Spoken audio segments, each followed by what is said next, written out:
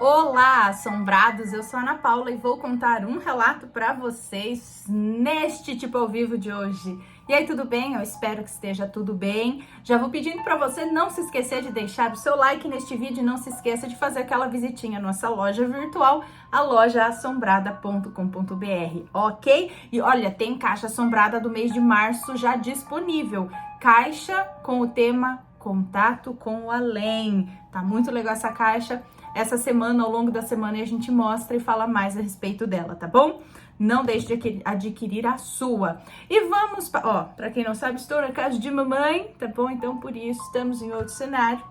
Mas vamos lá, então, para o relato de hoje, que é este daqui. O demônio em meu quarto. Então, né, é meio que ler esse relato aqui, porque eu estou no meu quarto. E aí a gente fica um pouco de medo. Mas vamos lá. Tenho medo não sei, de repente. Mas vamos ver. Olá, Ana e galerinha do canal Assombrado. A história que irei contar faz parte da pior época da minha vida. E as crianças vão andar de bicicleta no corredor agora de noite. Vocês vão escutar? Bom, se vocês escutarem, são as crianças brincando no corredor de andar de bicicleta justo agora. A história que irei contar faz parte da pior época da minha vida, a qual, se eu pudesse, eu teria apagado totalmente. Pode ficar tranquila que os nomes já estão trocados. Espero que gostem desse relato. Ok, muito obrigada. Ah, na verdade, ela deu um outro nome aqui pro relato. Aqui dentro, ele se chama A Casa. Então, vamos ver que título a gente vai colocar depois. Vitória do céu, deixa eu ver. Bom, vamos lá. Bom, eu sou a fulana, hoje tenho 19 anos, mas quando tudo me aconteceu, eu tinha acabado de fazer 17 anos. Os meus pais se separaram quando eu era muito nova. Meu pai é um homem de 50 anos, viciado em jogos de azar e alcoólatra, que infelizmente perdeu toda a herança da minha mãe em jogos e com agiotas. Caso alguém não saiba o que é, né, o que são agiotas, são pessoas que te emprestam dinheiro e cobram juros gigantes. E caso você não pague, eles acabam com você da pior forma. Bom, por fim, ele deixou a mim e a minha mãe passando necessidades e foi morar com outra mulher. Mesmo com essa situação, eu nunca deixei de amar o meu pai, nem de respeitá-lo. Minha mãe sempre foi uma mulher guerreira. Ela se converteu na igreja e me levou junto. Passei 4 anos da minha vida tendo como rotina casa, escola e igreja. O pastor, por diversas vezes, orava e dizia que eu e minha mãe éramos especiais. Minha mãe, desde jovem, tinha uma sensibilidade incrível para espíritos e demônios. Já eu sempre fui bem medrosa. Eu via, mas fingia que não era comigo o negócio. Eu sou formada em PhD em filmes de terror.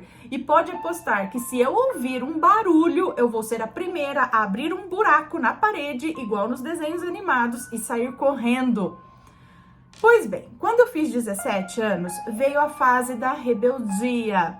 Gente, parece que eu já li esse relato. Não tá marcado aqui que eu li não, mas é estranho. Bom, chegou a fase da rebeldia, né? Eu queria ser normal, poder sair, beber igual a todos os meus amigos.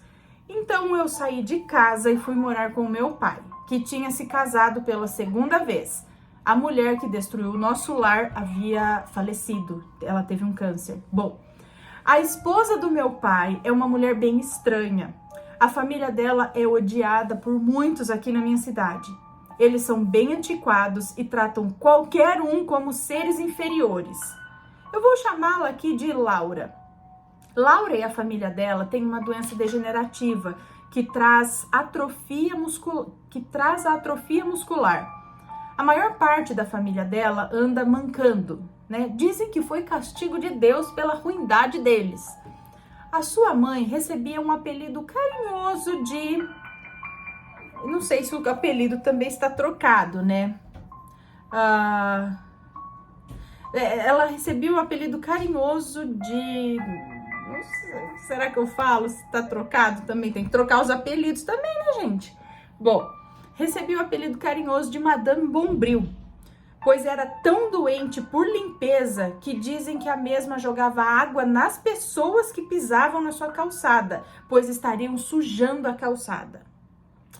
Bom, Ana, você já deve imaginar como foi a minha convivência com essa mulher. Ela tinha uma casa antiga, com tudo antigo, repleto de fotos, de lustres. É de dar medo, eu juro.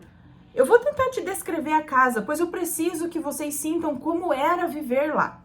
É uma casa muito antiga, que manteve as suas características desde 1900 e bolinha. É uma casa comprida, onde você entra e tem uma cozinha e copa separados por uma parede e um escritório à esquerda. Andando para dentro da casa, tem uma salinha à direita, onde tem fotos horripilantes da família dela. Essa salinha dá acesso ao corredor que fica do lado do jardim de inverno. O corredor leva até a sala, onde o meu quarto era a última porta antes de chegar na sala. O quarto do meu pai era bem longe do meu e eu sempre tive medo de dormir sozinha. Então, nas primeiras semanas eu ficava realmente apavorada de dormir lá. Tudo naquela casa era velho. Como a mulher do meu pai era uma mulher muito estranha, ela não me deixou decorar o meu quarto. Ela decidiu tudo. Como seria... Ela decidiu tudo como seria e eu tive que aceitar. Ao passar dos dias, eu via que ela implicava comigo por tudo. Ela gritava, me maltratava, jogava minhas roupas no chão e mandava que eu arrumasse o armário do jeito que ela queria. Olha, era frustrante. O meu pai mal ficava em casa, porque eu acho que nem ele suportava aquela mulher medonha. Se não fosse o meu namorado, que vou chamar aqui de Tiago, eu acho que eu nem estaria mais aqui. Continuando, eu passava os meus dias deprimida, até a comida era regrada. Então, num belo dia, eu ouvi da boca dela que ela e a mãe dela eram espíritas e que ela vivia tentando invocar a mãe dela. Então, a mãe dela é falecida. Que a mãe dela, ela e a mãe eram espíritas e ela vivia tentando invocar a mãe. E, cara, era tudo tão bizarro que ela tinha na estante da sala coisas da mãe dela. E depois de saber desse fato, a minha mente se abriu para detalhes que eu não percebia antes. Aí vieram os pesadelos, sempre os mesmos pesadelos. Era um demônio azul, pequeno, ele parecia um duende de orelhas pontudas. Só que sem nenhum pelo no corpo e com a pele toda esticada. Nos primeiros dias, o sonho era sempre igual. Eu estava dormindo na cama e via o meu quarto. Eu não via ele, mas eu sentia a opressão que ele causava ali. Eu sempre acordava assustada. Nessa época, o Tiago trabalhava em turnos, então eu nem sempre falava com ele. As brigas em casa pioravam a cada dia. Meu pai chegava bêbado, gritava, e como meu quarto era do lado da sala, eu ouvia tudo. Como consequência, a Laura me tratava cada vez pior. Os funcionários da casa ficavam com dó de mim e sempre me ajudavam. Eu falava para o meu pai, mas ele só me ignorava. Na verdade, ele só mandava eu ignorar aquilo. Eu podia sim ter voltado para casa da minha mãe, mas eu sempre pensava em como era bom poder sair com o Tiago e com os meus amigos, e então eu acabava deixando isso para lá.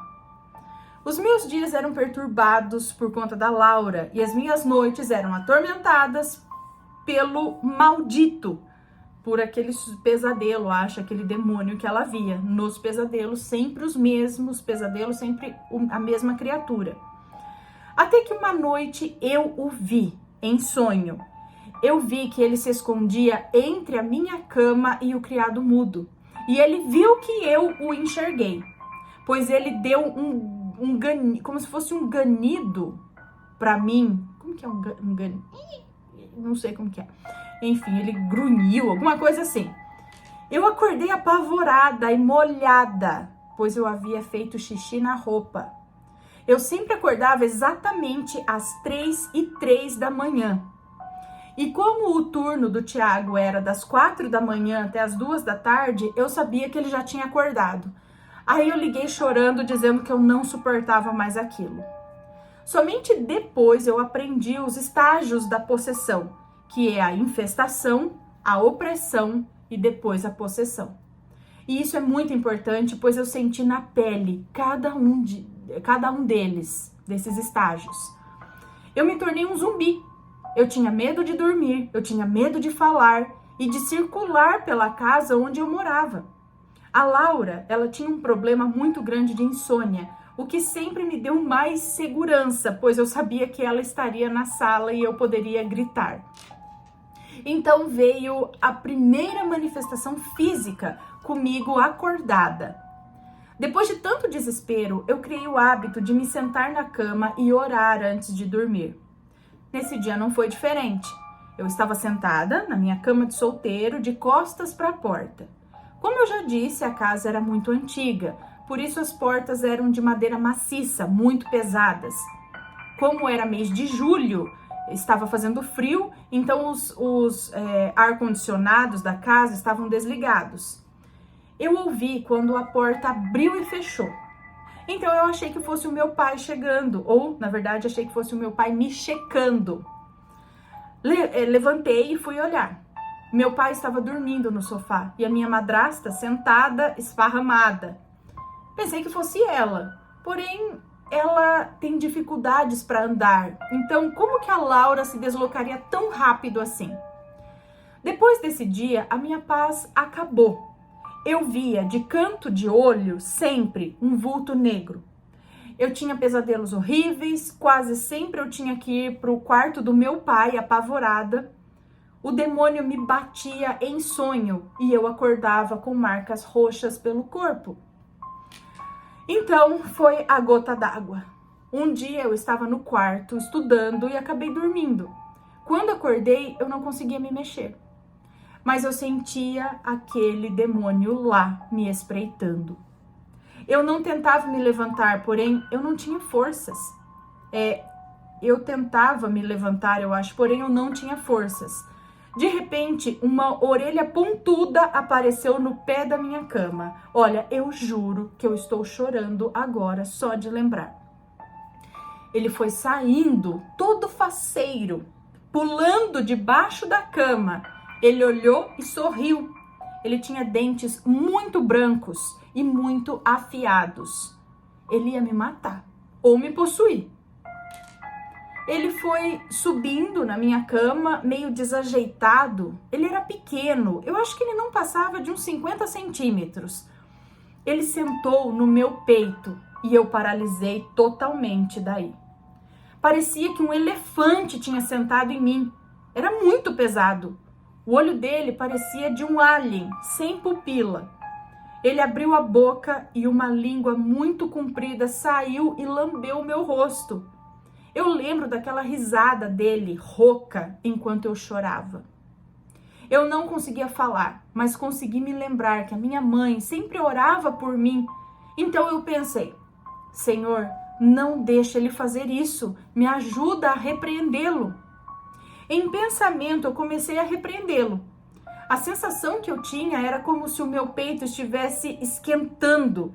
Eu sentia uma força que eu nunca senti antes. Eu abri a boca e dei um berro tão alto que aquela coisa sumiu. Eu acho que eu desmaiei depois disso, eu não sei nem dizer. A única prova de que isso foi real foi que eu acordei com o rosto melecado de baba. Gente. Bom, eu tentei... Cadê? Peraí.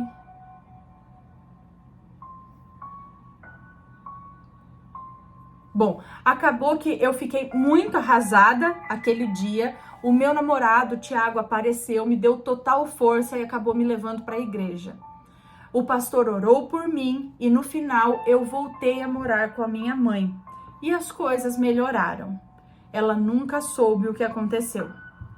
Eu sempre duvidei de mim. Até que um dia o meu pai me contou sobre o balão que eles compraram para as festas de final de ano.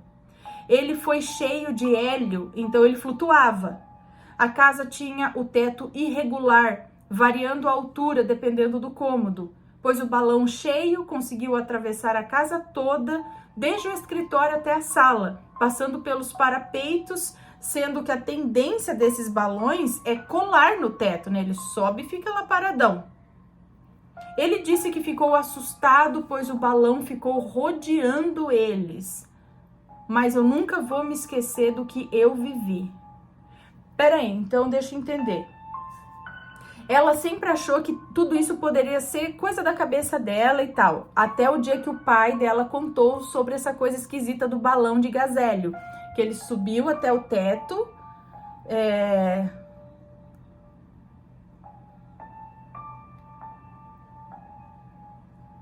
Mas ele atravessou a casa toda, inclusive ele precisaria fazer isso, vamos dizer assim, para passar os cômodos, entendeu?